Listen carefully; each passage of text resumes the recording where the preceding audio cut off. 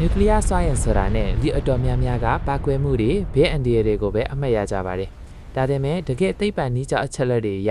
Nuclear ဟာကမ္ဘာကြီးရဲ့ climate change ကိုတိုက်ဖြတ်ဖို့အတန့်ရှင်းဆုံးနဲ့အကူရဆုံးစွမ်းရည်အရင်းမြစ်တစ်ခုဖြစ်နေတာကိုသင်သိပါလား။ Landmark တောင်မရှိတဲ့ uranium ပက်လက်သေးသေးလေးတစ်ခုဟာကြောင်မီးထွေးတန်ချိန်တတန်းနဲ့ညီမျှတဲ့စွမ်းရည်ကိုထုတ်ပေးနိုင်ပါတယ်။ဒါဟာ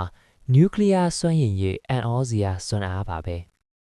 ဒါကို nuclear fission လို့ခေါ်ပါတယ်။ uranium 235 atom ကို neutron နဲ့ပိတ်ခတ်ပြီးနှစ်ချွမ်းခွဲလိုက်တဲ့အခါအေယာမအပူစွမ်းရည်တွေထွက်လာပါတယ်။ဒီအပူကရေကိုစူပွက်စေပြီးထွက်လာတဲ့ရေနွေးငွေနဲ့တာဘိုင်တွေကိုလည်းပတ်စေတာပါ။အများစုထင်တယ်လို့အဲ့ဒီခေါင်းတိုင်ကထွက်တာအစိတ်ငွေတွေမဟုတ်ပါဘူး။ရေနွေးငွေ water vapor တက်ပါ။ nuclear ဟာလေပတ်နေစဉ်အတွင်း carbon dioxide လုံးဝမထုတ်လွှတ်တဲ့အတွက် carbon free energy အရင်အမြင့်ထိပါတယ်။စင်ခေါ်မှုကတော့ radioactive waste ပါ။ uranium ဟာစွမ်းရည်ထုတ်ပြီးရင်အလွန်ပြင်းထန်တဲ့ရောင်ခြည်တွေထွက်နေတော့မို့ခေတ်မီတဲ့ခဲပြားတွေ